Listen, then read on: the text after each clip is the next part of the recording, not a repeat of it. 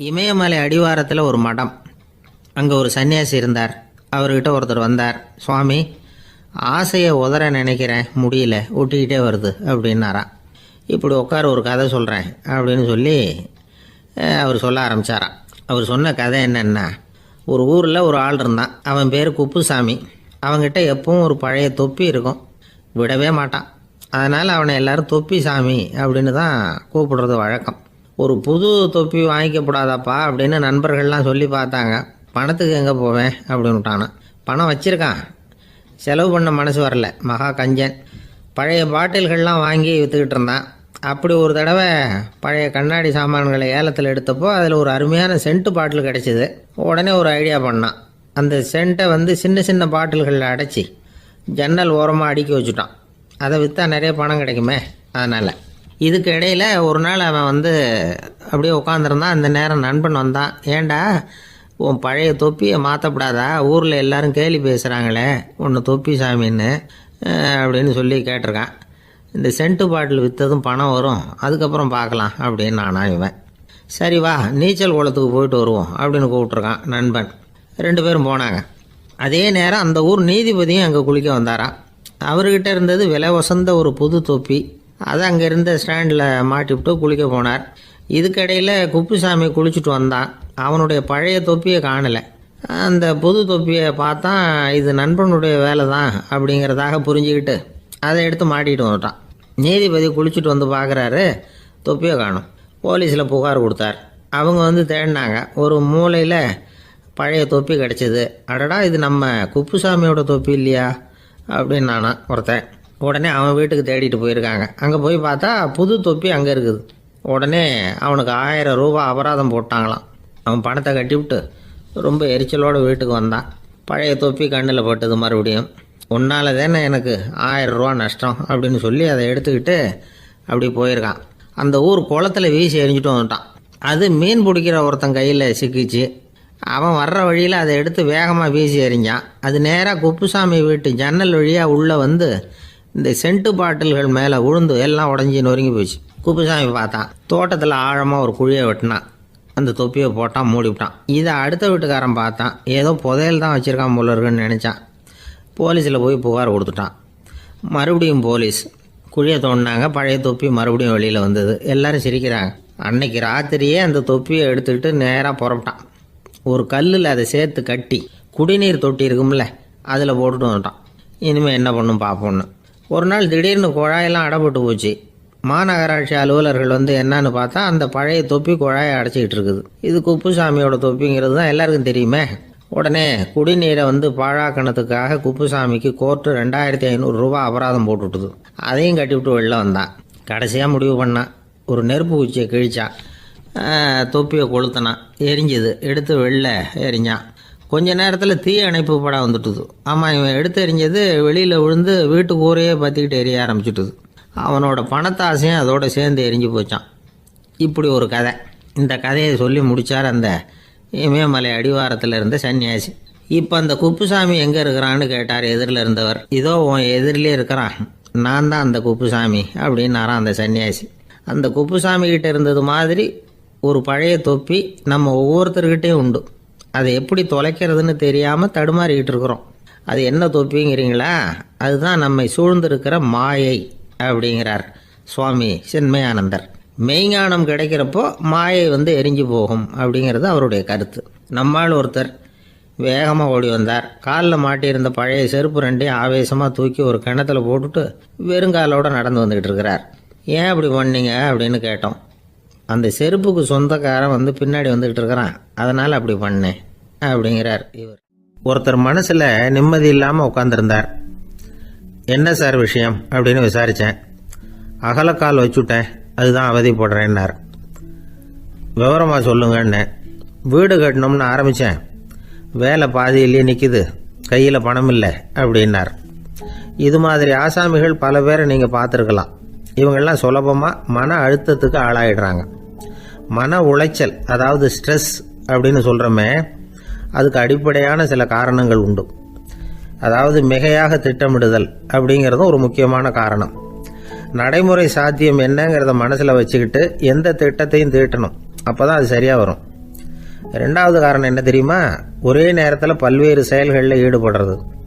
தொலைபேசியில் பேசிக்கிட்டே கையில் இருக்கிற கடிதத்தை படிச்சுக்கிட்டே எதிரில் உட்காந்துக்கிட்டு இருக்கிறவருக்கும் அப்பப்போ பதில் சொல்லிக்கிட்டு மனசில் பல்வேறு சிந்தனைகளை அப்படியே ஓட விட்டுக்கிட்டு இருக்கிறது. இதுவும் மன அழுத்தத்தை உண்டாக்குது. மூணாவது காரணம், எதிலேயும் வெற்றி மட்டும் எதிர்பார்க்குற ஒருதலை பட்சமான ஆர்வம். நாம் தொட்டதெல்லாம் வெற்றியாகவே முடியணும் அப்படின்னு எதிர்பார்க்குறவங்க ஏதாவது ஒன்றில் தோல்வியை கண்டால் தோண்டு போயிடுறாங்க. எப்படியும் முடியலாம்ங்கிற எண்ணம் ஏற்கனவே நமக்குள்ளே இருந்துட்டுதுன்னா அந்த அவஸ்தை வராது. அதனால் அதுவும் நம்ம வளர்த்து கொள்ள வேண்டிய ஒரு குணம். மன உளைச்சல் ஏற்படுறதுக்கு இன்னொரு காரணம், எதையும் வேகமாக செஞ்சுடணும் அப்படிங்கிற துடிப்பு. அந்த துடிப்பே மனசை அழுத்த ஆரம்பிச்சிடும். எந்த ஒரு காரியத்திலையும் தாமதமோ இடையூறோ ஏற்பட்டால் அதை பொறுத்துக்கிற மனப்போக்கம் வேணும். அது இல்லாதவங்க அழுத்தத்துக்கு ஆளாயிடுறாங்க. சில பேர் வேலைன்னு எந்த நேரம் பார்த்தாலும் வேலையே கதின்னு கிடப்பாங்க. பொழுதுபோக்குக்கோ உடற்பயிற்சிக்கோ குடும்பத்தில் உள்ளவங்க அல்லது நண்பர்கள் கூட கலந்துரையாடவோ கொஞ்சம் கூட நேரம் ஒதுக்க மாட்டாங்க. இந்த சுபாவம் மன அழுத்தத்தை உண்டு பண்ணும். இதையெல்லாம் புரிஞ்சுக்கிட்டு அதிலிருந்து விடுபடுறது எப்படின்னு யோசிக்கணும். வல்லுநர்கள் இது தொடர்பாக சில யோசனைகளை சொல்லி வச்சிருக்கிறாங்க. அது என்னன்னா, வாழ்க்கைங்கிறது பிரச்சனைகளால் பின்னப்பட்ட ஒன்று. அது எப்போவுமே முடிவடையாத ஒரு தொடர்கதை அப்படிங்கிறத முதல்ல நாம் புரிஞ்சுக்கணும். ஒரே நேரத்தில் ஒரு காரியத்தில் மட்டுமே நாம் கவனம் செலுத்தணும். அடுத்தவங்க காரியத்தில் தலையிடக்கூடாது. எதையும் பேச ஆரம்பிக்கிறதுக்கு முன்னாடி நம்மை நாமே கேட்டுக்க வேண்டிய கேள்வி 2. 1, நான் சொல்ல போகிறது ரொம்ப முக்கியமானதா? 2வது, நான் சொல்கிறத அவங்க கேட்கறதுக்கு ஆசைப்படுறாங்களா? நான் பேசுறதுக்கு அது சரியான நேரம் தானா? இதை யோசித்து பார்த்ததுக்கப்புறம் எதையும் பேச ஆரம்பிக்கணும். முடிஞ்ச அளவுக்கு வளைந்து போகிற சுபாவத்தை வளர்த்துக்கணும். நம்ம நேரம் விலை மதிப்பு இல்லாதது. அதை வீணாக்கக்கூடாது. சிரிக்க தெரியலனாலும் பரவாயில்ல, முகத்தில் கொஞ்சம் புன்முறுவலாவது காட்டணும். இதெல்லாம் ரொம்ப முக்கியம். அடுத்தவங்க ஏதாவது செஞ்சால் உடனே நன்றி சொல்ல மறக்கக்கூடாது. தினமும் கொஞ்சம் நேரத்தை தனிமையில் செலவு பண்ணணும். மன உளைச்சலிருந்து விடுபடுறதுக்கு 3 முக்கிய வழிகள் சொல்கிறாங்க. அதை சுருக்கமாக ரெட் அப்படின்னு சொல்கிறாங்க. RED ஆங்கில எழுத்தில். அந்த முதல் எழுத்து R, அது என்னென்னா ரிலாக்ஸேஷன், அதாவது இடை ஓய்வு. 2வது E எக்ஸர்சைஸ், உடற்பயிற்சி. 3வது டயட், திட்டமிட்ட உணவு முறை. அதனால் தியானம், மூச்சு பயிற்சி இதெல்லாம் இந்த இடை ஓய்வுக்கு வழிகள். எந்த வேலையையும் தொடர்ந்து செய்யக்கூடாது. எல்லார்கிட்டையும் கலகலப்பாக பழகணும். மாதத்துக்கு ஒரு நாளாவது குடும்பத்தோடு வெளியில் போயிட்டு வரணும். சுலபமான உடற்பயிற்சிகளை செய்யலாம். உடற்பயிற்சிங்கிறது நமக்காக நாம் செய்கிற ஒரு நீண்டகால முதலீடு அப்படின்னு சொல்லுவாங்க. அதாவது லாங் டேர்ம் இன்வெஸ்ட்மெண்ட்டாக. அளவோடு சாப்பிட்ணும், மெதுவாக சாப்பிட்ணும். இதெல்லாம் கொஞ்சம் மனசில் வச்சுக்கிட்டு நடந்துக்கிட்டால் மகிழ்ச்சியாக வாழலாம். சில பேர் சாப்பாட்டு விஷயத்தில் ரொம்ப அக்கறை எடுத்துக்கிறது உண்டு. ஒரு குண்டு ஆசாமி சாப்பிட உக்காந்தார். முதல்ல ஒரு மாத்திரை சாப்பிட்டார். எதுக்குன்னு கேட்டோம். பசி எடுக்கிறதுக்குன்னார். சாப்பிட்டு முடித்தார். பிறகு மறுபடியும் ஒரு மாத்திரை சாப்பிட்டார். இது எதுக்குன்னு கேட்டோம். சாப்பிட்டது ஜீரணமாகறதுக்கு அப்படின்னார். ஒரு அரசனும் அமைச்சரும் ஒரு நாள் ரொம்ப சாவகாசமாக பேசிக்கிட்டு இருந்தாங்களாம். அரசன் அமைச்சரை பார்த்து ஒரு கேள்வி கேட்டிருக்கார். ஏங்க அமைச்சரே, ஆசை இல்லாத ஒரு மனுஷனால் இருக்க முடியுமா அப்படின்னு. ஏன் முடியாது? துறவி அப்படிங்கிறவங்கெல்லாம் அப்படிப்பட்டவங்க தானே அப்படின்னாராம் அமைச்சர். அவங்கெல்லாம் உண்மையிலேயே ஆசையை விட்டவங்க தானே அப்படின்னு கேட்டாரா ராஜா. அப்படி தான் இருக்கணும் அப்படின்னாராம் அமைச்சர். அப்படின்னா ஆசையே இல்லாத ஒரு உண்மையான துறவியை நான் பார்க்கணுமேன்னார். அது என்ன பிரமாதம், அதுக்கு நான் ஏற்பாடு பண்ணுறேன் அப்படின்னு விட்டார் இவர். சொல்லிவிட்டு உடனே புறப்பட்டு போனார். அங்கே தேடினார். அப்புறம் தான் அவருக்கு புரிஞ்சுது உண்மை துறவியை கண்டுபிடிக்கிறது எவ்வளவு கஷ்டமான காரியம்னு. இருந்தாலும் ராஜா கிட்ட சொல்லியாச்சே, உண்மை துறவியை காட்டுறேன்னு. இப்போ என்ன பண்ணுறது? ராஜா கிட்ட சொன்னபடி நடக்கலைன்னா அவருக்கு கோபம் வந்துடும். அமைச்சர் ஒரு யோசனை பண்ணார். அவருக்கு ஒரு வழி தெரிஞ்சுது. அதுதான் சரின்னு முடிவு பண்ணார். அதாவது அந்த ஊரில் அவருக்கு தெரிஞ்ச நாடக நடிகர் ஒருத்தர் இருக்கிறார். நல்லா நடிப்பார். அவரை போய் பார்த்தார். இதை பாருப்பா, எனக்காக நீ ஒரு காரியம் செய்யணும்னார். என்னன்னு கேட்டார் அவர். நீ ஒரு துறவி மாதிரி கொஞ்ச நேரத்துக்கு நடிக்கணும். ராஜா உன்னை பார்த்துட்டு போகிற வரைக்கும் நடி, அது போதும் அதுக்காக உனக்கு 10,000 ரூபா தரேன் அப்படின்னார். அவர் எந்த காலத்தில் இவ்வளவு பணத்தை மொத்தமாக பார்த்துருக்கார். அதனால் உடனே சரின்னு ஒத்துக்கிட்டார். அமைச்சர் அரண்மனைக்கு திரும்பி வந்தார். என்ன அமைச்சரே, இன்னுமா ஒரு உண்மையான துறவி கிடைக்கலன்னார். உண்மையான துறவி ஒருத்தரை இப்போ தான் கொஞ்ச நேரத்துக்கு முன்னாடி பார்த்து பேசிவிட்டு வர்றேன். அவர் நம்ம ஊருக்கு வெளியில் குளத்தங்கரையில் உள்ள ஒரு ஆலமரத்துக்கு அடியில் உட்காந்துருக்கிறார் அப்படின்னார் இவர். அப்படின்னா உடனே புறப்படுங்க அப்படின்னார் ராஜா. பரிவாரங்களோடு புறப்பட்டார். அங்கே அந்த மரத்தடியில் அந்த ஆள் வேஷம் போட்டுக்கிட்டு துறவி மாதிரி உட்காந்துருக்கிறான். ராஜா நேராக போனார். அந்த துறவி காலில் பொத்துன்னு விழுந்து வணங்கினார். உடனே ராணி அவர் காலில் விழுந்தாங்க. அடுத்தபடியாக அமைச்சர் விழுந்தார். அவருக்கு தெரியும் இது நம்ம ஆள் தான்னு. இருந்தாலும் என்ன பண்ணுறது, நேரம். அப்புறம் பரிவாரங்கள்லாம் துறவி காலில் விழுந்து ஆசீர்வாதம் வாங்கிட்டாங்க. ராஜா அப்புறமா தங்கத்தட்டில் பொண்ணையும் பொருளையும் வச்சு அந்த துறவிகிட்ட ரொம்ப பணிவாக நீட்டுறார். தாங்கள் தயவு பண்ணி இதை ஏற்றுக்கணும் அப்படின்னு வேண்டிக்கிட்டார். அந்த துறவி பற்றில்லாமல் அதை பார்த்தார். எல்லாத்தையும் திறந்துட்ட எனக்கு இதெல்லாம் எதுக்காக அப்படின்னு சொல்லி அதை மறுத்துட்டாராம். ஆஹா, உண்மையான துறவியை பார்த்துட்டோம் அப்படிங்கிற ஆனந்தம் அரசருக்கு. ரொம்ப நிம்மதியாக திருப்தியாக திரும்பி வந்தார் அரண்மனைக்கு. அதுக்கப்புறம் அமைச்சர் யாருக்கும் தெரியாமல் அந்த துறவிகிட்ட ஓடினார். சொன்ன பிரகாரம் பணத்தை நீட்டினார். இந்தப்பா, நான் உங்ககிட்ட சொன்னபடி 10,000 ரூபா பணம் எடுத்துக்கோ அப்படின்னார். அந்த ஆள் ராஜா கிட்ட சொன்னது மாதிரியே எல்லாத்தையும் திறந்துவிட்ட எனக்கு இதெல்லாம் எதுக்காக வேணாம் அப்படின்னு விட்டாராம். நடித்த வரைக்கும் போதும்ப்பா, இனிமேல் இந்த நாடக வசனம்லாம் வேணாம், வேஷத்தை கலைச்சிரு, பணத்தை வாங்கிக்கோன்னார். இல்லைங்க, இது வேஷம் இல்லை, இது வசனமும் இல்லை, இது உண்மை. கொஞ்ச நேரம் துறவி மாதிரி நடித்ததுக்கே இந்த தேசத்து ராஜா, ராணி, அமைச்சர், பரிவாரங்கள் எல்லாம் என் காலில் விழுந்து வணங்குறாங்க. அப்படின்னா உண்மையான துறவியாக இருக்கிறது எவ்வளவு பெருமையான விஷயம். நான் உண்மையான துறவியாக ஆக போகிறேன், அப்படி முடிவும் பண்ணிட்டேன் அப்படின்னார் அந்த நடிகர். வேஷம் கூட எப்படிப்பட்ட விளைவுகளை உண்டு பண்ணுது பார்த்தீங்களா. நம்மால் ஒருத்தன் ரொம்ப வசதியாக தான் இருந்தான். ஒரு நாள் அவன் சொத்து பூரா திருட்டு போட்டுது. அதுக்கப்புறம் இவன் துறவி மாதிரி ஆயிட்டான். ஊர் ஊராக சுற்றினான். ஒரு குருநாதரை தேடி கண்டுபிடிச்சான். அவர்கிட்ட சீடனாக சேர்ந்துக்கிட்டான். அவனை பார்த்து ஒருத்தர் கேட்டார், நீ உண்மையான சீடன் தானான்னு. இல்லைங்க, சீடன் மாதிரி நடிச்சுக்கிட்டு இருக்கிறேன் அப்படின்னா. அது குரு துரோகம் இல்லையா அப்படின்னு கேட்டார் அவர். இல்லைங்க, நான் பண்ணது குரு துரோகம் இல்லை, என் குரு பண்ணது தான் துரோகம். என்னுடைய பணத்தை கொள்ளையடிச்சது இவர் தான். அதை எங்கே வச்சிருக்காருன்னு கண்டுபிடிக்கிறதுக்காக தான் இவர்கிட்ட சீடனா சேர்ந்துருக்கிறேன் அப்படின்னானா. காசி தேசத்தில் ஒரு வேடன் இருந்தானா. அவன் வழக்கம் போல காட்டுக்கு வேட்டையாட போயிருக்கிறான். ஒரு மானுக்கு நேராக குறி பார்த்து அம்பை விட்டுருக்கான்.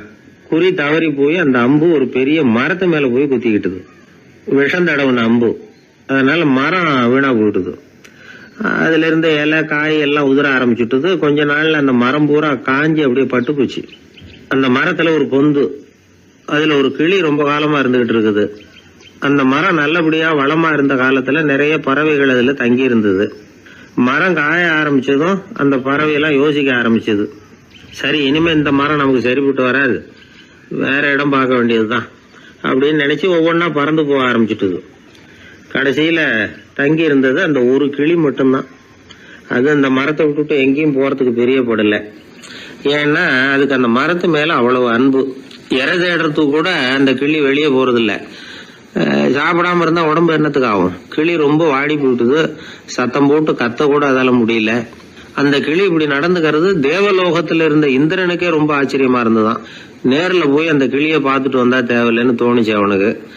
உடனே தேவலோகத்தில இருந்து புறப்பட்டு பூலோகத்துக்கு சேர்ந்தான் இந்திரன். ஒரு சாதாரண மனுஷன் மாதிரி அந்த கிளிக்கு முன்னாடி போய் நின்னான். கிளியே, உனக்கு என்ன பைத்தியமா? இந்த மரத்துல இலையும் இல்ல, காயும் இல்ல, கிளையெல்லாம் காஞ்சி போய் எப்போ ஒடிஞ்சு விழலாம்னு நேரம் பார்த்துக்கிட்டு இருக்குது. நீ இன்னமும் இதையே கட்டிக்கிட்டு அழுதுகிட்டு இருக்கிறிய. உன் கூட இருந்த மற்ற பறவைகள்லாம் பாத்தியா? இதே காட்டுல உள்ள செழிப்பான மரங்கள்ல போய் கூடு கட்டிக்கிட்டு சுகமா இருந்துகிட்டு இருக்கு. நீ மட்டும் ஏன் இப்படி கஷ்டப்படணும் அப்படின்னு கேட்டான் இந்திரன். கிளியை சும்மா சோதிக்கிறதுக்காக தான் அப்படி கேட்டிருக்கான். அந்த கிளிக்கு தவ வலிமை அதிகம். அதனால வந்திருக்கிறது இந்திரன் தாங்கிறது அதுக்கு புரிஞ்சு போச்சு. தேவேந்திரா, நான் இந்த மரத்துல தான் பிறந்தேன், வளர்ந்தேன். சின்ன வயசுல இருந்து என்னை வளர்த்து காப்பாத்தி ஆளாக்குனது இந்த மரம் தான். எனக்கு பசி எடுத்தப்போ பழம் கொடுத்தது இந்த மரம் தான். எனக்கு ஆபத்து வந்தப்போ அடைக்கலம் கொடுத்தது இந்த மரம் தான். இப்போ இந்த மரம் கஷ்ட திசையில இருக்குது. இந்த நேரத்துல நான் மட்டும் நல்லா இருந்தா போதும்னு நினைக்கலாமா? அது சுயநலம் இல்லையா? இப்படி இது துன்பப்படுற காலத்துல நானும் இது கூட இருந்து துன்பத்தை சகிச்சுக்கிறது தான் நியாயம். உதவி செஞ்சவங்களை உதறி தள்ளுறது நல்லது இல்லைங்கிறது உங்களுக்கே தெரியும். என்னோட நல்ல விரதத்தை குலைக்கிறது மாதிரி அல்லவா இருக்குது நீங்க சொல்றது. தேவர்களுக்கு ஏற்படுற சந்தேகங்களையே தீர்த்து வைக்கக்கூடிய நிலைமையில இருக்கிற நீங்க எனக்கு இப்படி உபதேசம் பண்ணலாமா அப்படின்னு கேட்டுதான் கிளி. இந்திரனுக்கு ரொம்ப மகிழ்ச்சி. இத கேட்டதும் கிளியே, நண்பர்கள்னா உன்ன மாதிரி இருக்கணும். பொதுவா ஒருத்தர் நல்லா இருக்கிறப்போ அவரை சுத்தி நிறைய பேர் இருப்பாங்க. அவர் கொஞ்சம் வீணா போயிட்டா அத்தனை பேரும் ஓடி போடுவாங்க. நீ அது மாதிரி இல்ல, சுகத்தையும் துக்கத்தையும் சமமா எடுத்துக்கிட்ட. உன்னை பாராட்டுறேன். உனக்கு விருப்பமான வரம் ஏதாவது கேளு தரேன் அப்படின்னாராம் இந்திரன். கிளி என்ன வரம் கேட்டது தெரியுமா? இந்த மரம் மறுபடியும் முன்னாடி இருந்தது மாதிரியே இலை பூ கனிகளோட செழிப்பா இருக்கணும் அப்படின்னு கேட்டுக்கிட்டுதான். அப்படியே தந்தேன்னாரு இந்திரன். அடுத்த வினாடியே மரம் முன்னாடி இருந்ததை விட செழிப்பா பூத்து குலுங்க ஆரம்பிச்சுட்டுது. அந்த கிளியும் ரொம்ப நாள் சந்தோஷமா வாழ்ந்துட்டு அதுக்கப்புறம் இந்திரலோகம் போய் சேர்ந்துதான். மகாபாரதத்துல பீஷ்மர் தர்மருக்கு இந்த கதையை சொல்றார். மற்றவர்கள் துன்பப்படுறப்போ இந்த கிளி மாதிரி எவன் பரிவு கொள்றானோ அவன் மேன்மை அடையிறது நிச்சயம் அப்படின்னு அவர் சொல்றார். சரி, அந்த கதையை இந்த சமயத்துல எதுக்கு சொல்லணும் அப்படின்னா, வயசான காலத்துல அம்மா அப்பாவை கவனிக்காத பிள்ளைங்க காதல இது விழட்டுமேங்கிறதுக்காக தான். மத்தவங்க துன்பப்படுறப்போ பரிவு காட்டினாலே அந்த அளவுக்கு மேன்மை கிடைக்கும்னா, பெத்தவங்க துன்பப்படுறப்போ பரிவு காட்டினா எந்த அளவுக்கு மேன்மைங்கிறத நினைச்சு பார்க்கணும். ஒரு வயசான அப்பா தன்னோட பிள்ளைய பத்தி ரொம்ப மெச்சுக்கிட்டார். என் பிள்ளை எப்பவும் புத்திசாலித்தனமா குடும்பம் நடத்துறான். அவன் சம்சாரம் கோவிச்சுக்கிட்டு பிறந்த வீட்டுக்கு போற அளவுக்கு அவன் நடந்துகிட்டதே இல்லை அப்படின்னார். அப்படிங்களான்னு கேட்டோம் ஆச்சரியமா. ஆமாங்க, ஏன்னா இவனே அவங்க வீட்டுக்கு போய் வீட்டோட மாப்பிள்ளையா தங்கிக்கிட்டான் அப்படின்னார். இவெல்லாம் எந்த காலத்துல அப்பா அம்மாவை காப்பாத்த. ஒரு வயசான அம்மா ஒரு நாள் ஃபோன் பண்ணாங்க. ஐயா, நான் இந்த தகவல் நிகழ்ச்சியை தினமும் கேட்குறேன். உங்ககிட்ட ஒரு கேள்வி கேட்கணும் அப்படின்னாங்க. என்னங்க அப்படின்னோம்.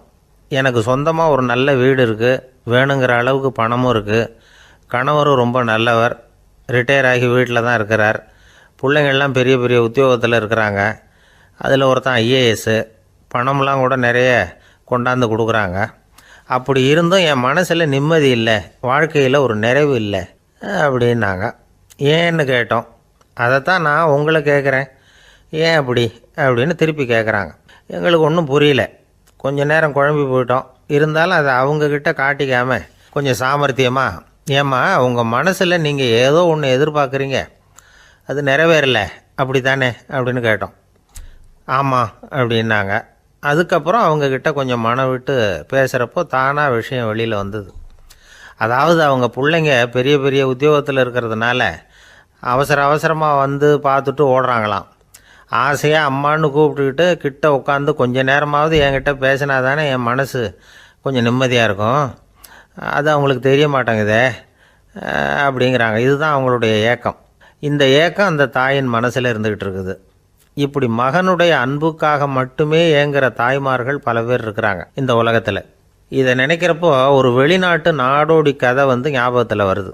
அதாவது கடவுள் படைப்பு தொழிலில் ரொம்ப மும்முரமாக ஈடுபட்டுக்கிட்டு இருந்தாராம். மீன்களை படைச்சாராம், பறவைகளை படைச்சாராம், விலங்குகளை படைச்சாராம். அவருக்கு திருப்தி ஏற்படலை. அதுக்கப்புறம் மனிதர்களை படைச்சிருக்கிறார். அப்பவும் அவருக்கு மன நிறைவு ஏற்படலையாம். கடைசியாக தன்னுடைய சக்தி முழுசையும் பயன்படுத்தி குறையே இல்லாத அளவுக்கு ஒரு படைப்பை உருவாக்கினாராம். அந்த உன்னதமான ஒரு படைப்பு அதுதான் பெண், அதாவது தாய். இப்படி உருவாக்கி எல்லாரையும் இந்த உலகத்தில் விட்டுவிட்டாராம். அதுக்கப்புறம் கொஞ்ச காலம் கழித்து தன்னுடைய தேவியை அழைச்சிக்கிட்டு இந்த பூலோகத்துக்கு வந்திருக்கிறார். தன்னுடைய குறையில்லாத படைப்பாகிய பெண்ணை பார்த்தாராம். ஏம்மா, உனக்கு இன்னும் ஏதாவது குறை இருந்தால் சொல்லு, அதையும் நிவர்த்தி பண்ணி விடுறேன் அப்படின்னாராம். அந்த அம்மா பார்த்துருக்காங்க. சுவாமி, எனக்கு நீங்கள் கொடுத்துருக்கிறது 2 கை. என்னுடைய பிள்ளைகளுக்கு சேவை செய்கிறதுக்கு இந்த 2 கை பத்தலை. அதனால் இன்னும் ஒரு 2 கை கொடுத்தா தேவலை அப்படின்னாங்களாம். கடவுள் பார்த்தார். அதனால் என்ன, அப்படியே செஞ்சு விடலாம், இதோ அதுக்கான வரம் கொடுத்துட்டேன் அப்படின்னார். அந்த அம்மாவுக்கு இப்போ 4 கை ஆகிட்டுது. 4 கையாலேயும் குழந்தைகளுக்கு சேவை செய்ய ஆரம்பிச்சுட்டாங்க. கடவுள் திருப்தியாக திரும்பி போனார். அதுக்கப்புறம் கொஞ்ச காலம் கழித்து மறுபடியும் திரும்பி வந்தார் தேவியோட. பெண்ணை பார்த்தார். இப்போ என்னம்மா சந்தோஷந்தானே அப்படின்னாராம். அதுக்கு அந்த அம்மா, சந்தோஷந்தான், இருந்தாலும் இப்போ எனக்கு இருக்கிற 2 காலும் போதில்லை, இன்னும் ஒரு 2 கால் இருந்தால் தேவையில்லை, நிறைய ஓடி ஆடி பிள்ளைகளுக்காக வேலை செய்ய வேண்டியிருக்குது அப்படின்னு நாங்களாம். சரின்னு சொல்லி 4 கால் இருக்கிறது மாதிரி செஞ்சுட்டு போயிட்டார் கடவுள். மறுபடியும் கொஞ்ச நாள் கழித்து தேவி சொன்னாங்க கடவுள்கிட்ட, நீங்கள் என்ன தான் முயற்சி பண்ணினாலும் முழுமையான ஒரு படைப்பை உங்களால் உருவாக்க முடியாது, அப்படி தான் நான் நினைக்கிறேன் அப்படின்னாங்களாம். அப்படியா சொல்கிறேன், வா அந்த பொண்ணை பார்த்துட்டு வருவோம் அப்படின்னு புறப்பட்டு இங்கே வந்தாங்களாம். இங்கே வந்து பார்த்தா 4 கால் 4 கையோடு அந்த பொண்ணு ஒரு செவுத்தில் சாஞ்சி உட்காந்து அழுதுகிட்டு இருக்குது. இப்போ தேவி அந்த பொண்ணை சுட்டி காட்டி கடவுள்கிட்ட கேட்டாங்களாம், ஏங்க நீங்கள் அந்த பொண்ணுக்கு கையை கொடுத்தீங்க காலை கொடுத்தீங்க, சரி, அந்த கண்ணீரையும் எதுக்காக கொடுத்தீங்க அப்படின்னு கேட்டாங்களாம். அதுக்கு கடவுள் சொன்னாராம், கையை கொடுத்தது நான் தான், காலை கொடுத்தது நான் தான், ஆனால் அந்த கண்ணீரை கொடுத்தது நான் இல்லை, அதை கொடுத்தது அந்த அம்மாவோட பிள்ளைங்க அப்படின்னாராம். இன்றைக்கும் அப்படித்தான் பல பிள்ளைங்க அவங்க அம்மாவுக்கு கண்ணீரை தான் கொடுத்துக்கிட்டு இருக்கிறாங்க. அம்மாவை மதிக்கிற பிள்ளைங்க தான் இன்றைக்கி நல்லபடியாக இருக்கிறாங்கங்கிறது அவங்களுக்கு தெரியறதில்ல. இந்த காலத்து பிள்ளையாண்டான் ஒருத்தன் அவங்க அம்மாக்கிட்டேயும் நல்ல பிள்ளையாக நடந்துக்குவான், மனைவிக்கிட்டேயும் நல்ல கணவனாக நடந்துக்குவான், ரொம்ப சாமர்த்தியம். ஒரு நாள் அவங்ககிட்ட கேட்டாங்க, ஏன்பா உங்கள் அம்மாவும் உன் மனைவியும் சண்டை போட்டுக்கிட்டா நீ எந்த பக்கம் அப்படின்னாங்களாம். வீட்டுக்கு வெளிப்பக்கம் அப்படின்னானான். அவன் நம்மளை மாதிரி ஒரு ஆசாமி, அவன் நம்மளை மாதிரியே கற்பனை பண்ணான். அதாவது நாம தான் இந்த உலகத்தில் ரொம்பவும் கஷ்டப்படுறோம், மற்றவங்கெல்லாம் சந்தோஷமா இருக்கிறாங்க அப்படின்னு அவன் நினச்சிக்கிட்டான். அவன் ஒரு நாள் கடவுளை வேண்டிக்கிட்டானா, சுவாமி இந்த உலகத்தில் எவ்வளவோ பேர் இருக்கிறாங்க, ஒவ்வொருத்தருக்கும் ஒவ்வொரு விதமான கஷ்டம் இருக்கலாம், ஒத்துக்கிறேன், இருந்தாலும் எனக்கு அது கொஞ்சம் அதிகமாக இருக்கிறது மாதிரி தெரியுது, அதனால் நீங்கள் எனக்காக ஒரு சின்ன உதவி செஞ்சால் போதும். அது வேற ஒன்றும் இல்லை, என்கிட்ட இருக்கிற துயரங்களை இன்னொருத்தர் யாருக்கிட்டையாவது கொடுத்துருங்க, அவர்கிட்ட இருக்கிற துயரங்களை என்கிட்ட மாற்றி கொடுத்துருங்க, ஒரு மியூச்சுவல் டிரான்ஸ்ஃபர், அவ்வளவுதான், அப்படி பண்ணிவிட்டா போதும் அப்படின்னு வேண்டிக்கிட்டானான். அன்னைக்கு ராத்திரியே அவன் ஒரு கனவு கண்டிருக்கான். வானத்திலிருந்து ஒரு குரல் கேட்டிருக்கு. அது என்ன சொல்லிச்சு தெரியுமா? ஏ ஜனங்களே, எல்லாரும் அவங்கவுங்க கஷ்டங்களை ஒரு பையில போட்டு எடுத்துக்குங்க, அப்படி எடுத்துக்கிட்டு நேரா இந்த ஊர் எல்லையில் இருக்கிற கோயிலுக்கு வந்து சேருங்க அப்படின்னு அந்த குரல். ஆஹா, கடவுள் நம்ம பிரார்த்தனைக்கு செவி சாய்ச்சுட்டார் அப்படின்னு சந்தோஷப்பட்டான் இவன். உடனே என்ன பண்ணா, தன்கிட்ட இருந்த கஷ்டத்தையெல்லாம் ஒரு சாக்கு பையில போட்டு எடுத்துக்கிட்டான். வீட்டை விட்டு வெளியில வந்தான். தெருவில் இறங்கி நடக்கிறான். அங்க பார்த்தா ஏகப்பட்ட பேர் ஆளுக்கு ஒரு பைய தூக்கிக்கிட்டு கோயிலுக்கு போயிட்டு இருக்கிறாங்க. சில பேர் மூட்டையா கட்டி தலையில சுமந்துக்கிட்டு போயிட்டு இருக்கிறாங்க. இவன் பார்த்தான். இவனுக்கு ரொம்ப ஆச்சரியமா இருந்தது. ஏன்னா எல்லாரும் வச்சிருக்கிற பைய இவன் பைய விட பெருசா இருந்தது. இவன் பை தான் இருக்கிறதுலயே கொஞ்சம் சின்னதா தெரிஞ்சது. இப்ப அவன் மறுபடியும் சாமியை வேண்டிக்கிட்டான், கடவுளே இப்ப உள்ள சூழ்நிலையை கவனிச்சா என்கிட்ட இருக்கிற பைய பரவாயில்லன்னு தோணுது, அதனால வேற பைய எதையும் மாத்த வேணாம், இதுவே பரவாயில்ல, இந்த பையோட திரும்பி வீட்டுக்கு போனா போதும்னு நினைக்கிறேன் அப்படின்னு எதோ நினைக்க ஆரம்பிச்சுட்டான். எல்லாரும் கோயிலுக்கு போய் சேர்ந்தாங்க. கோயில்ல அந்த குரல் மறுபடியும் கேட்டுது. எல்லாரும் அவங்கவுங்க பைகளை சோகத்துல தொங்க விடுங்க, திடீர்னு விளக்குகள் அணையும், மணி அடிக்கப்படும், அதுதான் அடையாளம். அந்த சமயத்துல இருட்டுல உங்களுக்கு வேண்டிய பைய நீங்க மாத்தி எடுத்துக்கலாம், தேர்ந்தெடுத்துக்கலாம். வெளிச்சம் இருக்கிறப்பவே உங்களுக்கு பிடிச்ச பைக்கு பக்கமா பார்த்து நீங்க நின்னுக்கலாம் அப்படின்னு சொல்லி விவரம் சொல்லிச்சான் அந்த குரல். அப்படி சொன்னதுக்கு அப்புறம் திடீர்னு விளக்கு அணைஞ்சுது, மணி அடிச்சுது. கொஞ்ச நேரம் கழிச்சு மறுபடியும் விளக்குகள்லாம் எரிஞ்சுது. இப்போ பார்த்தா எல்லாரும் அவங்கவுங்க பையையே கெட்டியா பிடிச்சிட்டு நிக்கிறாங்க. இவனும் அப்படியே நிக்கிறான். இவன் மெதுவா பக்கத்துல நிக்கிறவங்கிட்ட கேட்டானா, ஏன் நீங்க பைய கையிலேயே வச்சிருக்கிறீங்க, செவுத்துல மாட்டலையா அப்படின்னு கேட்டிருக்கான். இல்லப்பா, நீ ஏன் கையிலேயே வச்சிருக்கிறியோ அதே காரணத்துக்காக தான் நாங்களும் வச்சிருக்கிறோம். நம்ம கவலைகளை பத்தி நமக்கு ஓரளவுக்காவது தெரியும், ஆனா மற்றவங்க கவலைகள் நமக்கு பரிச்சயம் இல்லாதவை, பழக்கம் இல்லாதது. அதனால நமக்கு தெரிஞ்ச கவலைகளை சமாளிக்கிறது சுலபம். தெரியாததை சமாளிக்கணும்னா மறுபடியும் ஆரம்பத்தில இருந்து ஆரம்பிக்கணும்.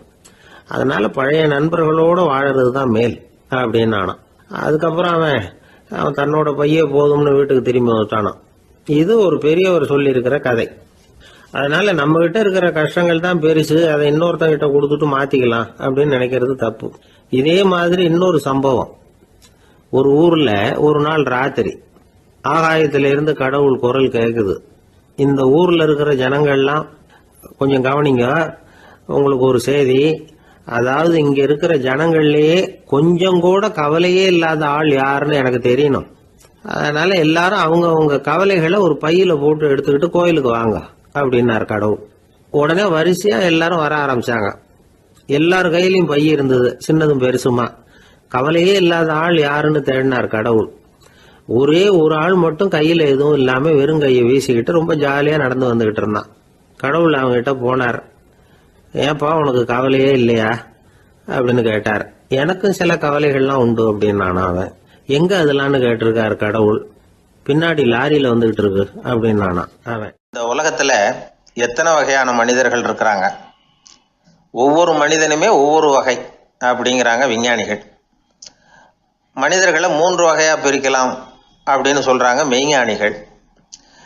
இவங்களை பத்திலாம் ஏற்கனவே நாம பேசியிருக்கிறோம். இப்போ டாக்டர் எட்வர்டு பேட்ச் அப்படிங்கிற நிபுணர் என்ன சொல்றாரு தெரியுமா? மனிதர்களை 7 வகையா பிரிக்கலாம்ங்கிறார். மனிதர்களின் மனநிலை அடிப்படையில் அவங்களை 7 விதமா வகைப்படுத்துறார் அவர். சரி, அது என்ன 7 வகை? முதல் வகை என்னன்னா பயந்த குணம் உள்ளவங்க. சார் ரொம்ப பயந்த சுபாவம், வீட்டில் கூட வாயே திறக்க மாட்டார், சாப்பிட போறப்ப மட்டும்தான் கொஞ்சம் வாயை திறப்பார், அப்புறம் மூடிக்குவார் அப்படின்னு சில பேரை பற்றி நாம் பேசிக்கிறது உண்டு. இவங்கெல்லாம் இந்த வகை, அதாவது பயந்த குணம் உள்ளவர்கள் அப்படிங்கிற முதல் வகை. சரி, 2வது வகை என்னன்னா சஞ்சலப்படுகிறவர்கள். எதுக்கு எடுத்தாலும் கலக்கம், குழப்பம், இப்படியே காலம் தள்ளிட்டு இருப்பாங்க. பல பேர் பார்த்துருப்பீங்க. அவங்கெல்லாம் இந்த வகை. 3வது வகை என்னன்னா யதார்த்த உலகை மறந்து கற்பனை உலகத்திலேயே மிதக்கிறவங்க. இளைஞர்கள், கவிஞர்கள், இப்படி பல பேர் இருக்கிறாங்க. எப்போ பார்த்தாலும் கற்பனை உலகத்திலேயே மிதந்துக்கிட்டு இருப்பாங்க.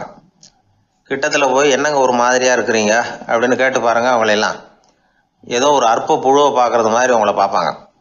அதுவும் அந்த வானத்து நிலாவை பாருங்கள், அது என்னை வா வான்னு கூப்பிடுது, எனக்கு சீக்கிரத்தில் ஒரு நாள் சிறகுகள் முளைக்கும், சிறகடித்து வானத்தில் பறந்து போவேன், அந்த செல்ல நிலாவை கொஞ்சிவிட்டு வருவேன், இப்படிலாம் பேசிக்கிட்டு இருப்பாங்க.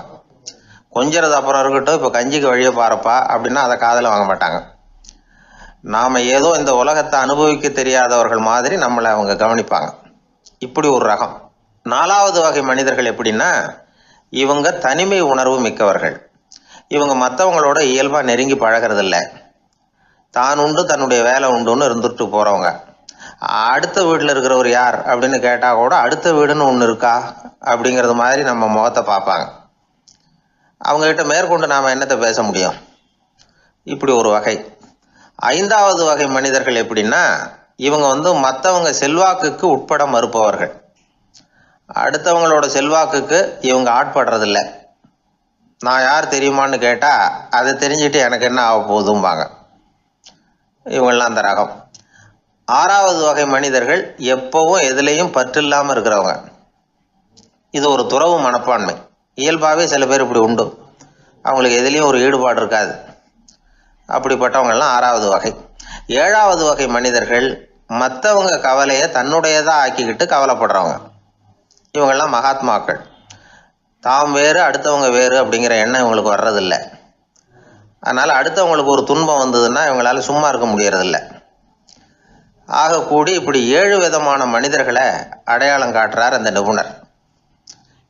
இதில் நாம் எந்த வகையில் வர்றோம் அப்படிங்கிறத நாம தான் அடையாளம் கண்டுபிடிக்கணும். எனக்கு தெரிஞ்ச ஒரு மனிதர் உண்டு. அவர் ஒரு வித்தியாசமான வகை. எதையும் நடைமுறை சாத்தியமாக சிந்திக்கிறவர். எப்பவும் அடுத்தவங்களும் நல்லா இருக்கணும், நாமும் நல்லா இருக்கணும் அப்படின்னு ஆசைப்படுறவர். அவருக்கு ஒரு சமயம் திடீர்னு உடம்பு சுகம் இல்லாமல் போயிட்டுது. டாக்டர்கிட்ட போனார், பணம் கொடுத்தார், வைத்தியம் பார்த்துக்கிட்டார்.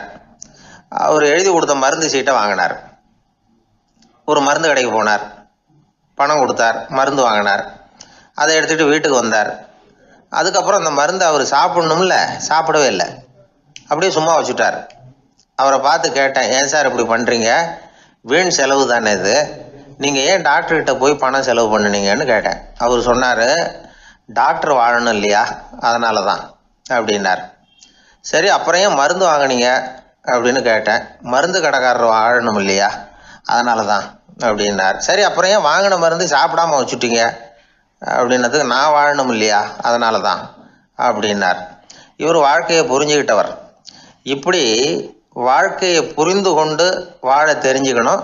எந்த வகை மனிதர் நாம் அப்படிங்கிறத புரிஞ்சுக்கிட்டு வாழ்ந்தோம்னா வாழ்க்கையில் வெற்றி நிச்சயம். ஒரு அம்மா தெருவில் உட்காந்து என்னத்தையோ தேடிட்டு இருக்கிறாங்க. அந்த அம்மா ஒரு சுஃபி ஞானி. அவங்க பேர் என்னன்னா ரபியா அல் அடாவியா. அந்த அம்மாவுக்கு கண் கூட தெளிவாக தெரியாது. அந்த பக்கமாக வந்த சில பேர் இவங்களுக்கு உதவி செய்கிறதுக்காக வந்தாங்க. என்ன தேடிட்டு இருக்கிறீங்க அப்படின்னு கேட்டாங்க. இதுக்கு அந்த அம்மா, அந்த கேள்வி அவ்வளோ முக்கியத்துவம் இல்லை, நான் தேடிட்டு இருக்கிறேன், உங்களால் முடிஞ்சால் எனக்கு உதவி பண்ணலாம் அப்படின்னாங்களாம். உதவி செய்ய வந்தவங்களுக்கு ஆச்சரியம். எதை தேடுறோங்கிறது தெரியாமல் இப்படி ஏன் நேரத்தை செலவழிக்கிறீங்க, நாங்கள் எப்படி உங்களுக்கு உதவ முடியும், எங்களுக்கு ஒன்றும் புரியலையே அப்படின்ட்டுருக்காங்க. சரி, உங்களை திருப்தி பண்ணுறதுக்காக சொல்கிறேன், ஒரு குண்டூசி தொலைஞ்சி போச்சு, அதை தேடுறேன் அப்படின்னாங்களாம் அந்த அம்மா. அதுக்கப்புறம் இவங்களும் சேர்ந்து தேட ஆரம்பிச்சிட்டாங்க.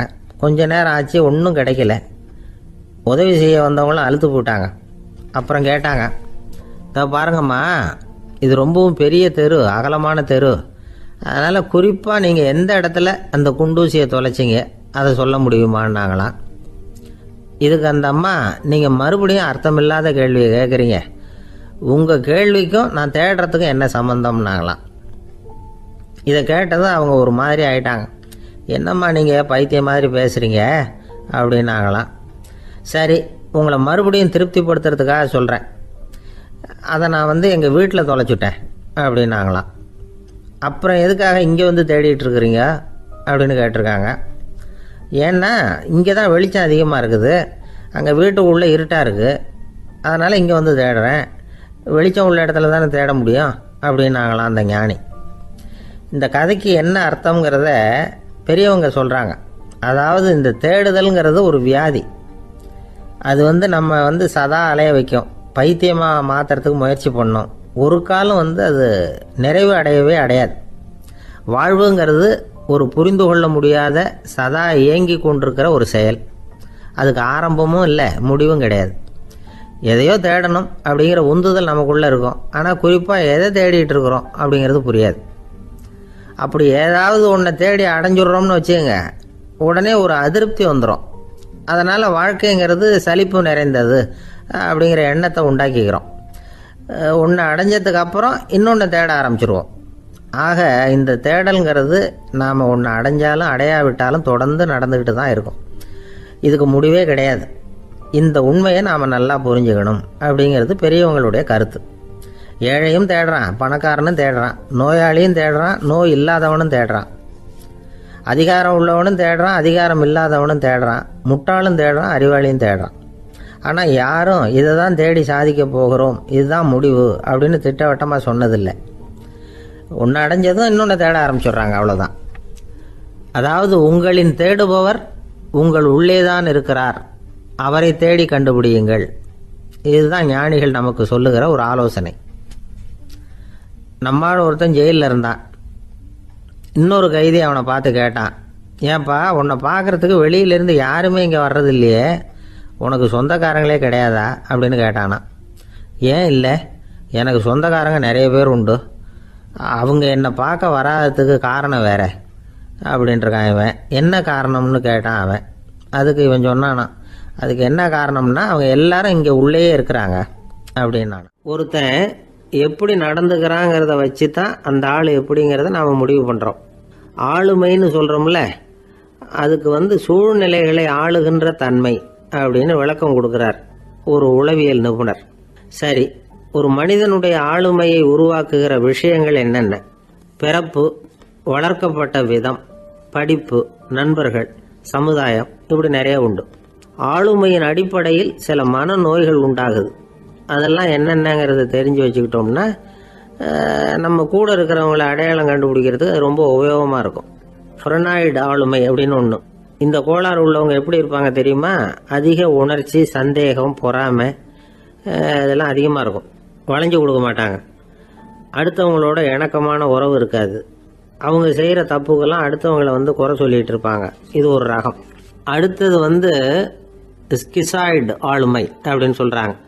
இந்த கோளாறு உள்ளவங்க அடுத்தவங்களோட பழக கூச்சப்படுவாங்க. சின்ன வயசுலேயே இது ஆரம்பமாயிடுது. பகல் கனவுலேயே சஞ்சரிப்பாங்க.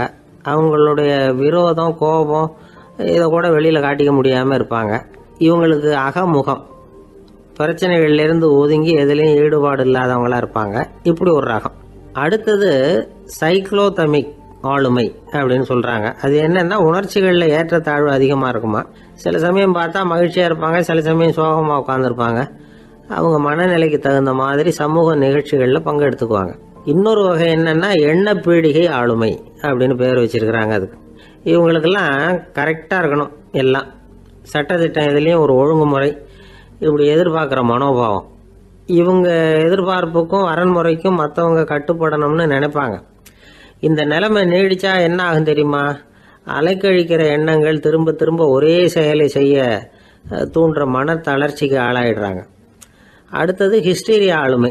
சின்ன விஷயத்தையெல்லாம் பெருசுப்படுத்தி நாடகமாக்குற நடிகர்கள் இவங்க. உணர்ச்சி அதிகம் உள்ளவங்க. இவங்க மன எழுச்சியில் பக்குவமின்மை, குழந்தைத்தனம், முதிர்ச்சியின்மை எல்லாம் இருக்கும். தன்னலம் மிக்க குணம், பிறர் தன்னை மட்டுமே கவனிக்கணும்னு நினச்சி செயல்படுறது, இதெல்லாம் இவங்க அடையாளம். அடுத்த ரகம் எப்படின்னா வளர்ச்சியற்ற ஆளுமைன்னு சொல்கிறாங்க. அடுத்தவங்களோட இணங்கி போக முடியாதவங்க, அறிவு, மன எழுச்சி, சமூக உறவு இதில் எல்லாம் போதுமான வளர்ச்சியையும் நிறைவையும் பெற முடியாதவங்க. இவங்களால வாழ்க்கையில் முன்னேற முடியாது. பிச்சைக்காரங்க, குற்றவாளிகள் இவங்ககிட்டெல்லாம் இது மாதிரியான ஆளுமை அதிகமாக இருக்குமா. அடுத்தது என்னென்னா சோர்வுடைய ஆளுமை. எதுலேயும் உற்சாகம் இல்லாமல் சோர்ந்து போயிருப்பாங்க. அதுக்கெல்லாம் நமக்கு வலிமை இல்லைப்பா அப்படின்னு சொல்லிட்டு இருப்பாங்க. சின்ன விஷயங்களுக்கெல்லாம் அதிர்ச்சி அடையிறது, வாழ்வின் சுவையை அனுபவிக்க முடியாதவங்க. இன்னொரு ரகம் இது கொதித்தெழும் ஆளுமைங்கிறாங்க. எதுக்கு எடுத்தாலும் ஆத்திரம், குரோதம், வன் செயல் இதிலெல்லாம் ஈடுபாடு, இப்படி உள்ளவங்க. நத்தை வகை ஆளுமை அப்படின்னு ஒன்று. அடுத்தவங்க மேலே விரோதம் இருக்கும், அடிக்கணுங்கிற எண்ணம் இருக்கும். ஆனால் அதை அப்படியே வெளியில் காட்டாமல் அதே சமயம் அமைதியான முறையில் வெறுப்பை வெளிக்காட்டுற ரகம். இவங்கெல்லாம் பேசாமல் கம்முன்னு இருந்துக்கிட்டே நினைச்சதை நிறைவேற்றிக்கிடுவாங்க. முன்ஜாக்கிரதை ஆளுமை அப்படின்னு ஒரு ரகமா. பாதுகாப்பின்மை, சந்தேகம், முழுமையின்மை, அறவேக்காட்டுத்தனம் இந்த மனப்போக்கு அதிகமாக இருக்கிறதுனால அகம்பாவம், புடிவாதம், எச்சரிக்கை எல்லாம் அளவுக்கு மீறி இருக்கும். இதுவரைக்கும் நாம் பேசிக்கிட்டு இருந்த ஆளுமை பண்புகள் அளவுக்கு அதிகமாக போயிட்டுதுன்னா ஆளுமை கோளாறுகள் ஏற்படும். அதன் அடிப்படையில் மனவியாதிகள் வருமா.